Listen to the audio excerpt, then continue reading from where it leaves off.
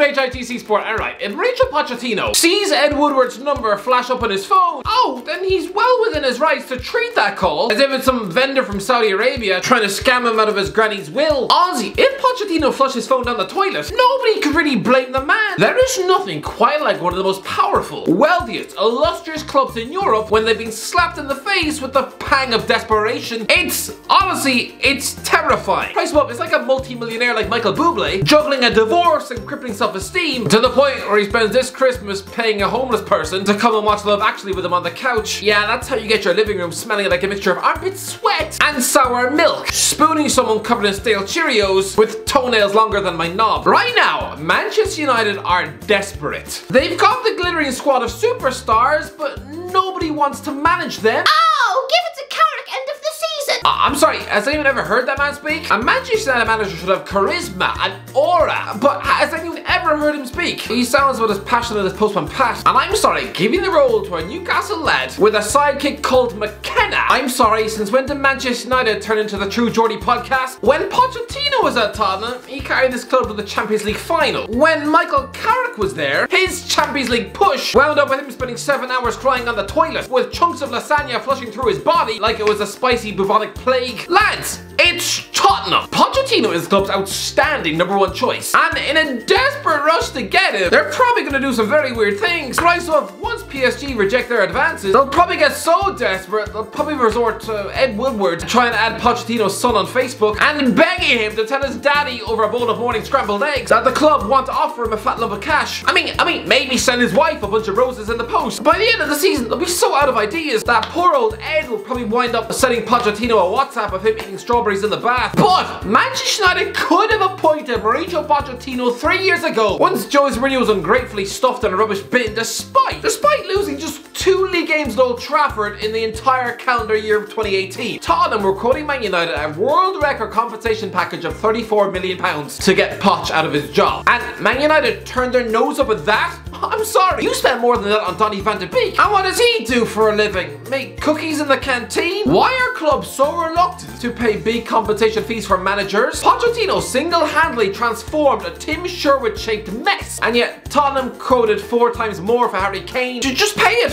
For a club like Manchester United, £34 million is what you find on the back of the couch to bid for a package deal of Fellaini and Leighton Baines, 2 footballers about as exciting as melted egg yolk. Not only that, when Tottenham stupidly sacked Pochettino in November 2019, you know, just weeks after him getting the likes of Danny Rose into a Champions League final, honestly, think for a second what an achievement that was. That's like turning groundskeeper Willie into the next James Bond. But at the time, Man United thought, nah, we're okay. We're happy with Ollie. Which is a bit like trying to convince yourself that you're still in a happy marriage despite your wife continuing to wake you up every morning by strangling the cat and ironing your belly button. I might understand if the team was in a good moment, if they were breathing down the neck of a title challenge, but no, in November 2019, at the time of the sack, they had already lost to Bournemouth, Newcastle, West Ham and Crystal Palace in the first 3 months of the season, and were lying 10th in the goddamn league, 4 places behind Sheffield United. This was a perfect example of a Cardiff reject fumbling about like a janitor who drank too much soap. If this club truly had rated Pochettino, you'd have very quickly slapped Ole in the face with a wet P45 before ringing up the Argentine for a chat. M&F is the perfect breeding ground for bored, unemployed managers who want to stick their face on TV to remind current employers that yes, they're still alive. I mean, why else would they do it? Do you really think Rafa Benitez wanted to spend his Monday night having a chat with Gary Neville? Probably rather invite Mussolini to a picnic. I spoke about desperation earlier. Well, this is a perfect example of managerial desperation. I mean, after all he achieved at Tottenham, Poch was forced to sit in a sweaty studio, looking like an unshowered Wolverine, being patronised by a former Valencia flop about whether or not he tactically messed up in the Champions League final. I'm sorry, while in La Liga, Neville was about as tactically streetwise as a punctured banana. This man is just a mini Andy Gray. And no, I don't mean that he wolf whistles at anything in a skirt. No, it's more that, you know, he's about as much a football manager as I am a cross-dressing Eskimo. Manchester United have treated Pochettino with utterly no respect, clearly deeming him not worth the same transfer fee as what they once paid for Morgan Schneiderlin, and then choosing to neglect him while he spent 14 months eating donuts on the couch. Christ above, unemployment coinciding with lockdown. For Pochettino, he probably spent the entire calendar year of 2020 watching Batman DVDs with his wife before mowing the lawn in the nude. The man probably spent every day waking up begging for a phone call, for an email, anything from a top job. And no, the only offers he did get were from Benfica and Monaco. Is that all?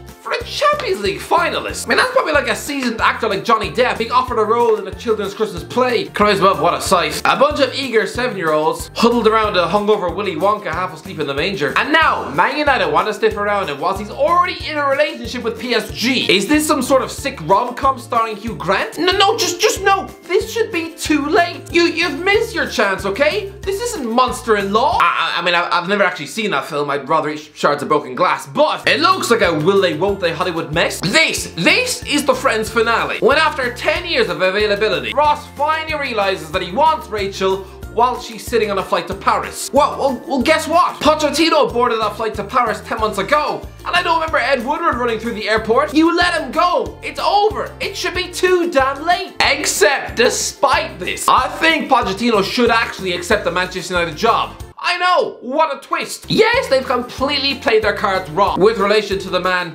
but this would be the greatest job offer of his life. The PSG fling is clearly a short-term gig. Clearly that club go through managers the same way Seth Rogen goes through Burger King menus. Considering he already bought the League on title race against Lille last season, then this man is already skating on thin ice. PSG have been almost flawless in the league this season, but that doesn't matter. If they get chewed up by Juventus or Bayern Munich in the Champions League last 16, seeing the most expensive strike force in world football, now made to look like 3 garden gnomes, oh, you're damn right the Parisians will toss him in the wilderness in favour of a French icon like Zinedine Zidane. And then what will be left of his career? 2 years, 2 sackings? The Champions League final would have been long forgotten. It'll just be another PSG failure stuffed on the scrap heap. Like Unai Emery before he was given the job at Arsenal. Ole Gunnar Solksjaer was a popular ex-pro at United, but so was Poch at PSG, so maybe he'll want to finish out the season, right? Before leaving for Old Trafford in the summer. And after being treated by Manchester United as just some half-baked sausage roll from Greggs, maybe that would test whether or not they're truly ready to wait for him. Make them suffer a little bit. So the option is that Manchester United persists with an interim coach until then. But I think Manchester United should be banned from ever picking an interim coach for more than 3 games. I mean, you clearly can't be trusted to accept and understand that interim coaches are about as qualified for the Manchester United job as the cast of the Brady Bunch. They are called interims for a reason. Let's not forget, when Solskjaer took over in the winter of 2018, he was in the same bracket as Steve Bruce. If somebody is having to take time off from their management gig in Norway, I think it's safe to say you shouldn't be giving them the job full time. Yes, there was a new manager bounce where they won 6 league games in a row. Both Jesse Lingard and Paul Pogba woke up to play like men possessed. And of course, there was that famous Champions League win over PSG, which sealed the club offering Ole the gig on a full-time basis. Ozzy, then Woodward was probably offering him the gig on the flight back from Paris. Oh, did he get off the plane? Did he get off the plane?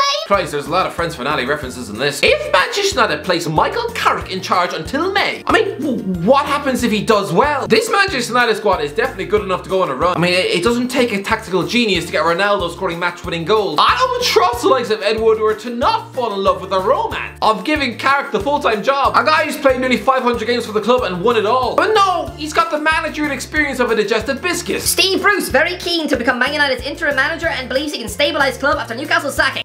Stabilize club. The guy sacked from a team bottom of the Premier. What? Stabilize the dressing room. The guy couldn't even control the temper of Matt Ritchie. Can you imagine the reaction of Pogba and co watching Alex Bruce's dad shuffle through the door? The club captain, Harry Maguire, he'll remember Steve Bruce from not letting him play at Hull. Honestly, Steve was picking his son ahead of Harry Maguire, choosing to instead chuck him out the door and loan to Wigan. If Harry Maguire sees Steve Bruce waddle through that door, they'll probably be ringing up the Greek police to see if they'll take him back. Anything would be better than that. Yeah, being banged up in Athens won't be fun, but at least Steve Bruce won't be there. This is a Manchester United legend, sure, but in Ronaldo's eyes, he'll just remember this guy from being that big lad standing on the touchline for Birmingham and Wigan. I mean, do you really think he left Juventus for this? Turning down the opportunity to learn under Pep Guardiola to listen to a man whose skull has been used to deflect cabbages? Sir Alex Ferguson wants Mauricio Pochettino to succeed Ole Gunnar Solskjaer as Manchester United boss. Yeah, I think Sir Alex Ferguson has proved by now that whilst he was a world-class legendary coach, he is the last person to be choosing who sits in the Manchester United hot seat. Not only did he personally handpick David Moyes in 2013, a fine coach, yes, but while at Old Trafford, had the authority of a tinfoil packed lunch. I mean, ban ketchup from the canteen, and yeah, that's a surefire way to have the likes of Ryan Giggs and Rio Ferdinand fantasizing about chopping off your fingers with a bread knife. Back when Fergie initially planned to retire in 2002, he was torn between Martin O'Neill, Steve McLaren, David O'Leary, and Alan Kirbishley. Oh yeah, and Carlos Queiroz. 5 men who I'd guarantee, if they did wind up at Old Trafford, would again have had the stage presence of a waterlogged shoe. Whereas with a young Cristiano Ronaldo being coached coached by Alan Kirbishley. He'd wound up being the Portuguese Jermaine Pennant, trying to sign Carlos Tevez when you got Steve McLaren just smiling on the other side of the desk. The Argentine would probably have been this close to vomiting in his mouth. And I like Martin O'Neill, but he wouldn't have thought outside the box to bring in Nemanja Vidic from Russia. Nah, instead, you'd be looking at a centre-back pairing of Rio Ferdinand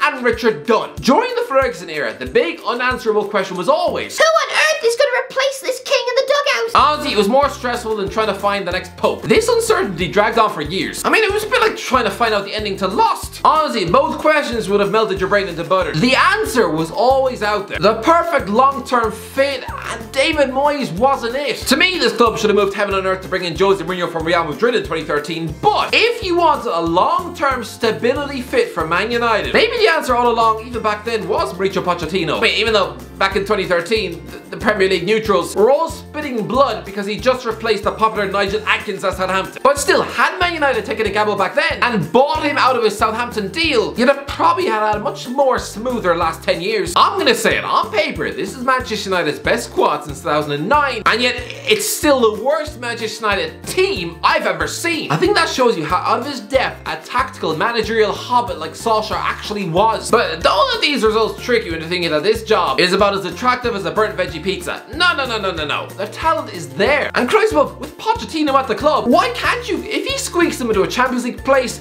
why can't you go out there and lure Harry Kane? Maybe even chuck Edison Cavani into a sympathy peace offering. Not to mention, Luke Shaw played the best football of his career under Pochettino at Southampton. Christ above, despite being a most inconsistent Egg McMuffin in Manchester, while at Southampton, he caught his way into the PFA team of the season. Not to mention, Pochettino was regularly linked with bringing him to Tottenham. So maybe under his guidance, Shaw might actually once again resemble a top-class left back instead of this walking donut who looks like he's got itchy and scratchy controlling the livers in his brain. Here's what Shaw said about Poch. He used to call me his son. That's how good our relationship was. I've had lots of ups and downs, but when I was with Pochettino, it was only ever up, up, up. Christ, well, sounds like some bad Twilight fan fiction. I think with Southampton he achieved the impossible. We were one of the best footballing teams in the league. I do hope that I can play for him again one day, and I think he really wants me to play under him again. This is the perfect squad for Mauricio Pochettino. Take this job now. This is a mammoth opportunity. You've gone from being unable to spend money at Spurs, from being forced to pick Eric Dyer for half a decade, to now possibly being able to coach both Messi and Ronaldo in the same season. Jump ship now. Take this job with both hands. Otherwise, once you inevitably get the PSG sack, you'll just be forced to take a gig at Everton or Tottenham. Your stock will be in line with Ronald Koeman. No, Poch. Take the Manchester United job now. It is the making of you as a manager. Just take it. Take it. Take it. Christ, well, now I sound like my uncle offering sweets out of his van. Anyway, that's it for this. Let me know, what do you think? Alright, should Pochettino take the job? Let me know in the comments section. If you enjoyed the video, don't forget to subscribe. As always, I'll talk to you in a while.